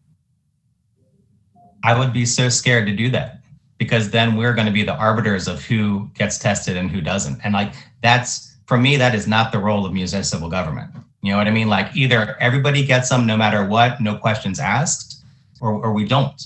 And I don't think we can make those sort of calls. I mean, I think we could, but I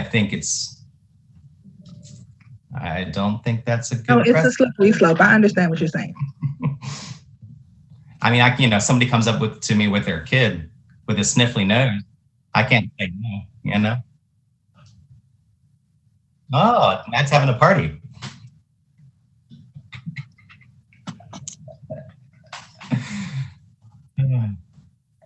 Matt, can you mute your microphone? It's off now.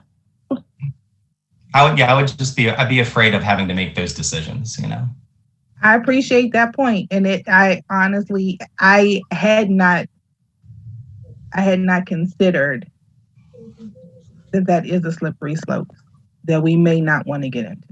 I don't know. It's a difficult decision because we want to make sure that we are helping people as best as we can, while also making sure that we're helping people as best as we can. I'll be honest. Dr. Tanya Harrison said that some municipalities do a rebate program. Now that doesn't help get somebody tested, but it does sort of solve that financial hurdle.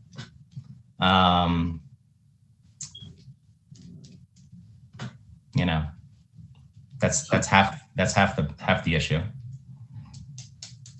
Okay, I have another suggestion, but I feel like y'all are probably gonna say no.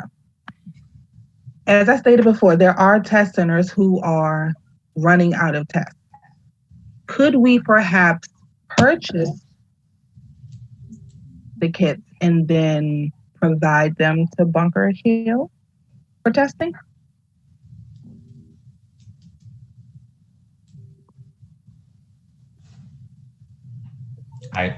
I wouldn't. Why would you? Why? Help me understand why.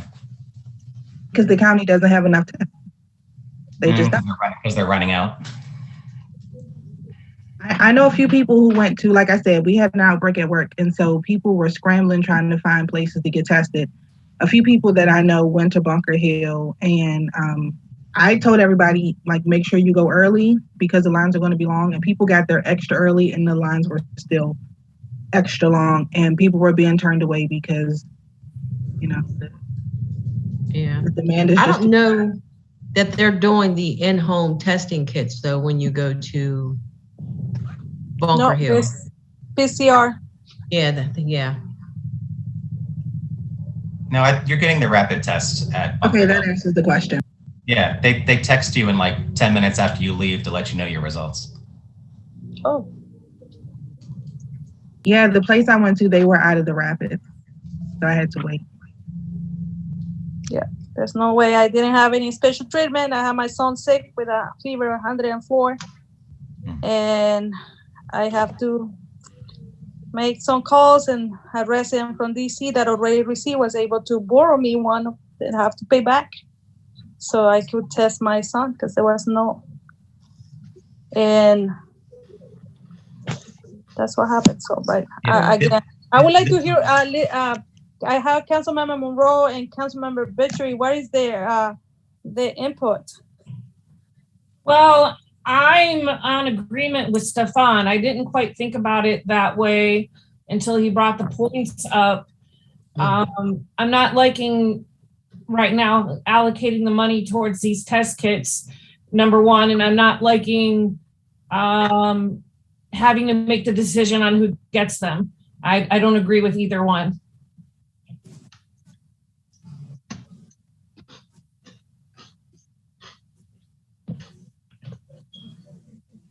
Councilman Monroe. So just, I want to back up and make sure I understand what is the problem we're trying to solve on what timeline? And can I just kind of get a clear description of that?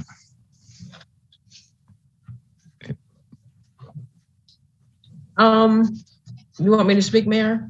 I think what Mayor was proposing is because of the current shortage, the town was, she was recommending that the town just purchase some kits and have them available.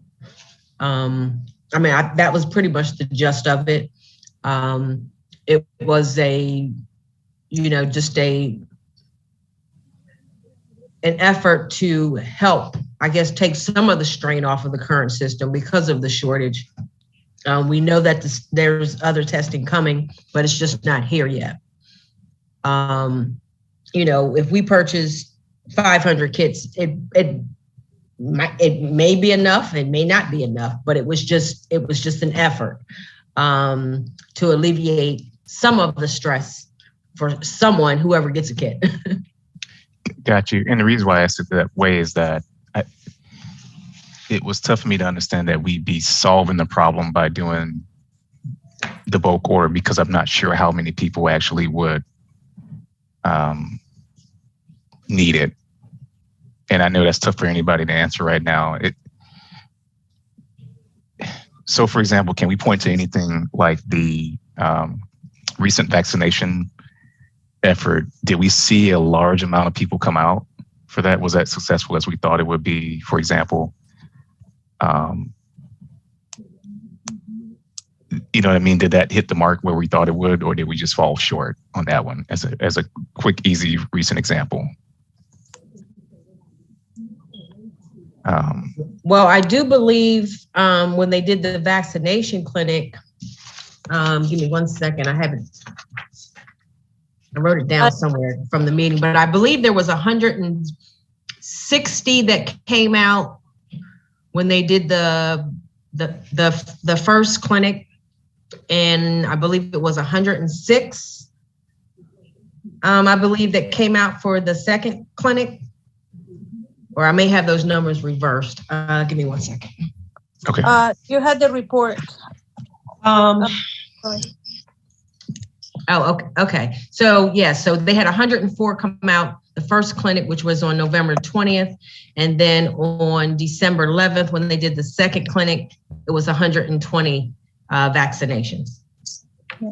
I was there for the first one, and the reason they turned out down some people were because they either were not up for their booster, so they have to come back, or their timing between the first vaccination was too close. So, but okay, and that's helpful. Well, yeah, because what I'm trying to get to is then with spending 100,000, my number, not anybody else's, right? I'm just throwing a round number because I think 110 was on the form for the form you sent earlier, Shelley. That's what the COVID test. Right, and that was based on, I think, what Brentwood was going to order. If I were. The invoice, yeah, that was for, and this was all of the municipalities together. So the total order was 5,000 kits 5,000. at at $22 for each kit. So, to Vice Mayor's point, then what I'm trying to get to then is figure out, is that number too low? Because we should be beginning for everybody, or should we then, if it's not going to be everybody, then what's a more realistic number? Because I don't think, based on the most recent event, it doesn't seem like we're going to get, say, 2,000 people that will need, between the two towns that would need a kid, if you get what I'm getting at. So it's tough for me to be able to justify right now put that many resources towards this versus something else that could be more effective to get the outcome we want, which is either lower the cases, one, or lower the mortality rate, or that's what I'm kind of getting after with my line of questions with this. Sorry to cut you off. Sorry. No, it's fine. I don't believe the goal was necessarily to be able to have a kit for every household. I think the goal was more so to have some kits on hand that we could offer to the community. Gotcha. And once it was exhausted, it was exhausted. Kind of like food distribution. We get so many boxes, and once they're gone, they're gone. Hopefully they'll applaud the effort. It's not enough to go around. And so hypothetically then, so the 5,000 come each town. What's the total count on the towns? I'm sorry. You listed all the towns that were collaborating in the beginning. I think that was Bowie. They ordered 1,100, Forsyth 1,500, Morningside 500, Fairmont Heights 500, North Brentwood 350, and Carter City 550. And so the part I'm struggling with then, this part I agree here with the Vice Mayor, is that how do we, if it's just first come first serve, to me seems to be the most reasonable way to do it, because you're then not deciding who gets it. Right.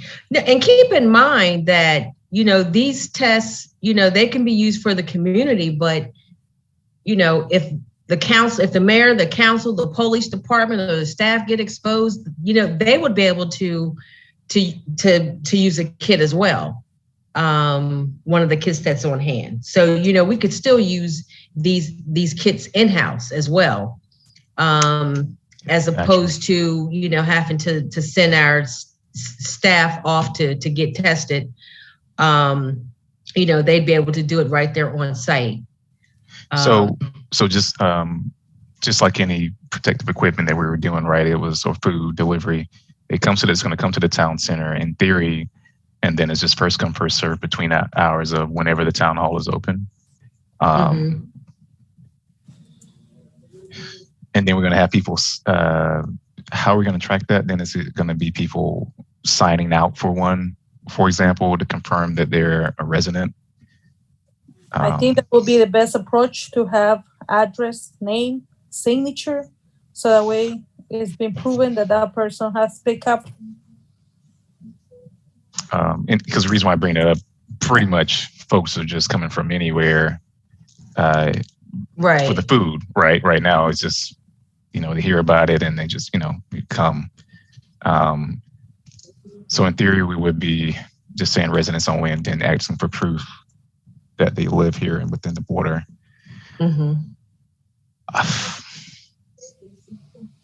Yeah, I'm still on the fence. And I apologize, I'm not being helpful. My question is getting me closer to an answer, but it still feels like a shot in the dark that I'm not sure about. So, no, that's fine. It's on the agenda so we can discuss it. That's what we're doing, discussing. Yeah, yeah, no, it's just, it would be helpful to know if the thing helped, right? It feels like somebody will just walk away and I don't know if it, if they use it or not. To the point that was made earlier, is like, how can we even know if somebody used it? So, but I know that's not the point. But Mayor, if I may, yes. If you forward me the list, what I can do is contact the towns that you listed and ask them what is going to be their process for the distribution. And then that way you guys can have another idea of how tests are getting distributed. Right. Does that make sense? It does. The only thing I have here that I needed.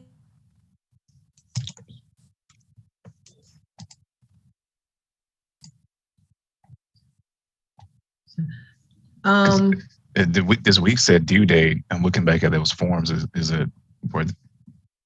I'm just making sure I understand this invoice. So I do believe that if we were to move forward with this, then we would need to provide a check tomorrow.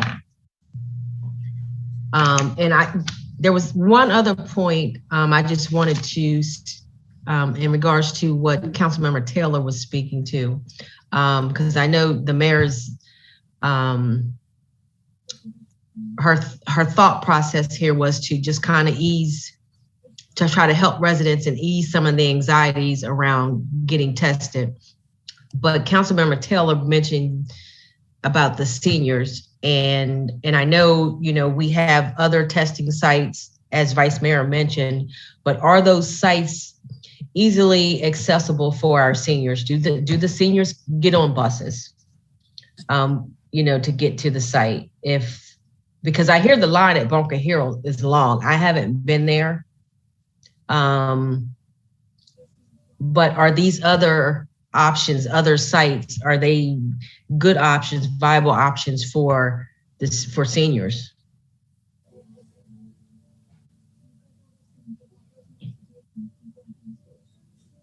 Mayor, if I may? Mr. Gaston? I will tell you that Public Works staff last Monday, Tuesday, sometime last week, went up to Bunker Hill. This was Public Works. The three of them went up and got tested, and it didn't take that long. I can't speak about this week, but last week it was fairly simple, and they didn't seem to have a hard time. I will tell you that if you do not live in PG County, you cannot get a test at Bunker Hill.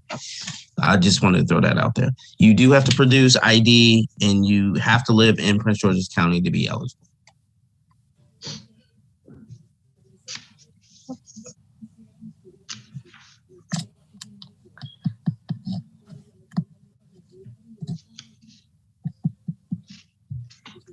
All right, so I guess I didn't even get a consensus, so I just will pass.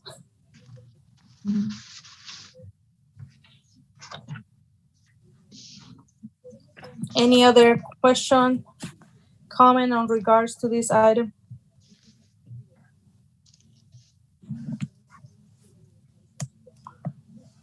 Nope. Okay. So I will be moving to the next item in the agenda,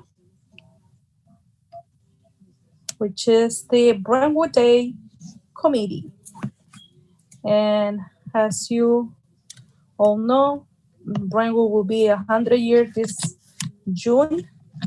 And as we work with Councilmember Taylor and the staff and trying to get the events going and organized and making it through and all the runs around that we have to do, doing a Brentwood Day is not going to be an easy task. So we're going to, my proposal is to try to form a committee ASAP to be able to put in place a plan. We only have less than 6 months to be able to work on this. And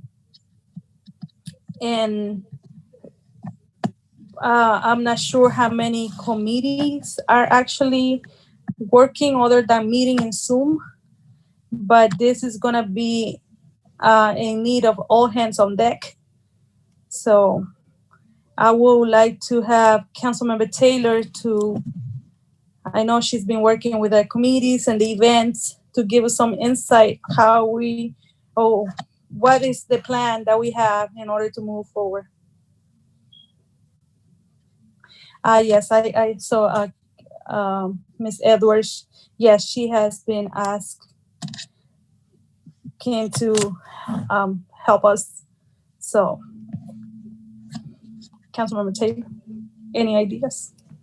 So, I mean, unfortunately, I'm not super prepared to discuss No, this. I understand. It's just like we just need to start the conversation. Again, I put items in the agenda because we need to start planning. And I'm sorry I got you off guard, but I thought that this was very important for us to move because there's a lot of things that are coming up. Because next month, I'm going to be talking about budget in the next 2 months after. So, yeah, I did want to bring to the attention, not just to you, Councilmember Taylor, I think to all the council members as well.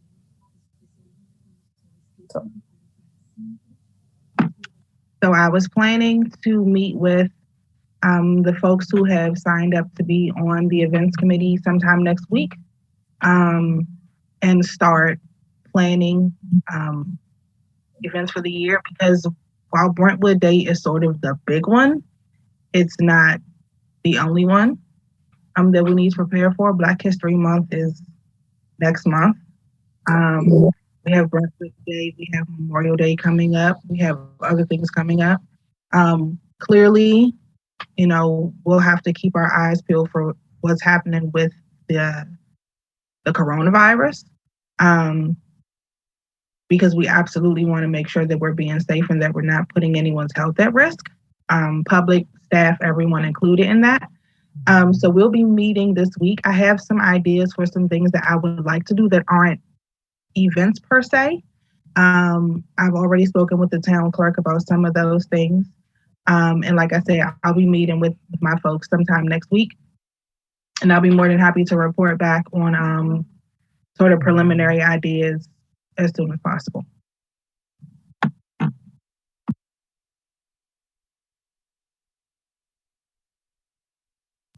You're muted, Mayor. Thank you. Any other suggestions or comment from the rest of the council?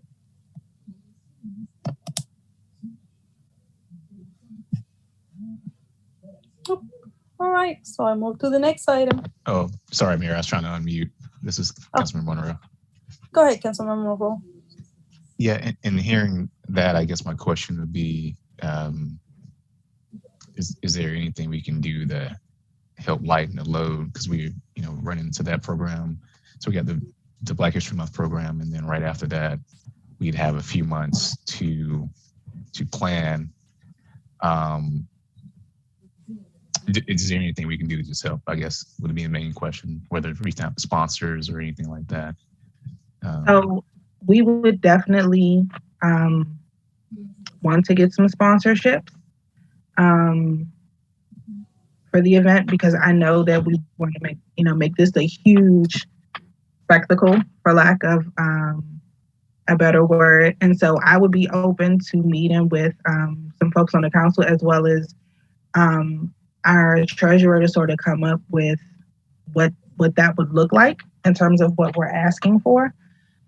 And I will also want to just kind of see what our budget for Brentwood Day usually looks like, because we're probably want to go over that, maybe by as much as that, but I can't really say because I don't know them out right offhand.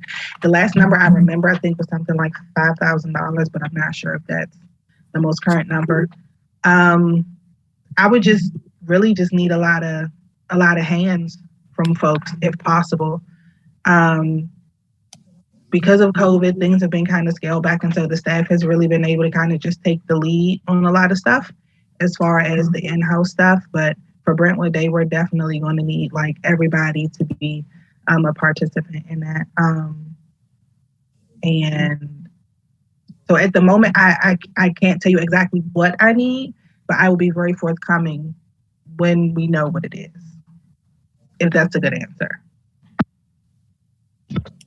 Sure, and that was just me to try and figure out ways to be. I'm not as good on the event planning, but I can surely make some calls to any past sponsors or any potential big names or folks you would have on your wish list. So, and some of these other things would just be like, we want to update maybe the Veterans Park, you know what I mean, for those events or things like that. So the needs wouldn't necessarily be just Brentwood Day. There's going to be stuff happening all throughout the year. I'm looking at possibly getting some murals put up. I've already spoken with some of the local artists about that. Maybe getting some street signage put up to celebrate our 100-year anniversary. So it would be a lot of little things kind of leading up to Brentwood Day, and then more little things after that. Mm-hmm. Yep. Thank you. Thank you, Councilwoman Taylor. All right, so I'm going to move to the next item, and just noted that the town administrator's update, or it's an update or your report, sir? Because usually your reports comes on the regular meeting. This is true, but I always like to provide an update to give our council and our residents an update on what the administration is doing under your direction. However, due to time, the only thing that I'm really going to talk about is snow. And what I wanted to let everybody know is that if you haven't noticed, Public Works has done a very good job of plowing and treating the roads.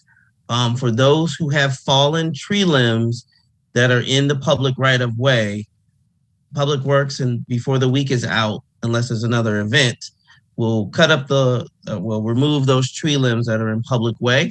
I also want to remind residents that sidewalks in front of your homes are the responsibility of the resident in order to clear and free it of ice and snow. So that is pretty much the only thing that I wanted to really go into right now due to time. But if anybody has any questions or comments about our snow event procedures and anyone has any comments, please let me know. But we've tried very hard to keep our streets clear, treated, and moving forward. Thank you, Mr. Gaston. And yes, kudos to our Public Works that have done amazing job clearing our roads. And the fact that they were here even before the storm was coming, that tells us a lot about their commitment to the town. So thank you for that. That's correct. Mr. Welch was on post at 4 a.m., ready to go. Mr. Matthews as well. And so like I said, we were able to take care of that, and hopefully nobody has any major complaints about our plowing and treating of the roads. But always, if you have any questions, you can always email us at info@brentwoodnd.gov, or you can give us a call at the town hall, and we'll be happy to try to address them as much as we can. Perfect. Thank you. All right. So my next item. Capital Area Food Bank is your next item, Mayor. And that was actually going to be an aspect of my report, but I'm going to let you talk about it. Well, actually, we just received update on the date. Of course, it's not going to happen today. That was notified to us yesterday. That is happening on Thursday. I hope that we have a good weather as well, because another storm is coming, according to the weather. So we are hoping, of course, Vice Mayor has taken the lead on that food distribution. Thank you so much for taking that on your shoulders for the last, 6 months? Yeah, so thank you so much for that. I think the discussion was about whether we want to become a permanent site, a full-time site. That was the question, and we have to make some calls. Well, this food is going to be good until March. That's what we being approved to be until March. But they also request to have us as a full-time distributor, but we don't have the space, so we need to have some sort of collaboration. And right now, maybe Bunker Hill is not a good idea because they're doing the testing, and probably eventually they will be doing the vaccination. So I'm not sure. So I think this is to be continue until we can find maybe one of our churches around. They might have the space to storage. And I'm not talking about vegetables. We're talking about like cans and non-perishable foods that they're planning to provide. So I think we still have time to discuss that. And I don't have any update on the because the requirement was to have a nonprofit organization to be able to join this venture. Mayor, if I may? Mayor, yes. if I may? Yeah, so I've already reached out to one of our local churches, and they are eagerly excited to be part of this process. Still working out preliminary, but I should have an update at our next meeting. But what would happen is we would still be the distribution point, and the storage would be at their facility. Doesn't have to be very large, but it does have to be more like a pantry, as you stated. So we're still working out details. So hopefully at the next meeting, I'll have an option for our partnership with Capital Area Food Bank. Thank you, Mr. Gaffney. You would like to add anything else, Vice Mayor? I was just going to say how awesome that is. I can't wait to be a permanent site. That's great. All right. So, well, but I think they have seen the work that we have done in Brentwood for the year or so. And I think we have done good. All right, so that's what we have on that. But before that, I have Councilmember Taylor that has the to make the announcement of the holiday contest that we had. Yes. So we had about 5 folks who self-nominated, and the first place winner is 3406, so 3406 Upshur Street. And our second prize winner is 3706 Wyndham Road. So they've submitted their information via email to our town clerk, who can forward that information to the treasurer, and we will get their prize money sent out directly. Thank you. And thank you for sharing those videos. So you know what she did? When they put their names down, she actually draw and get videos of those houses. So yes, we can say they're definitely the winners of the contest. Thank you for that. Each of the homes was nice, and we had a lot of people actually who posted their pictures on Facebook, but it was after. Mm-hmm. So yeah, I think people were really in the holiday spirit this year. We had a lot of homes that looked really good. Yes, indeed. Mayor, All if I right, may. Yes, Mr. Yes. Councilmember Monroe had his hand up. I'm not sure if he had something to say or if he was just in the holiday spirit. Council member. That was a hand clap emoji. Okay. So that's that. As I stated, the holiday spirit. Okay. All right. I guess before we adjourn, we can just make a note of the upcoming events. That's Tuesday, January 11, Public Works Committee meeting. Monday, January 17, 2022, Martin Luther King Day, office will be closed. Tuesday, January 18, council meeting, 7 p.m. and it's gonna be virtual.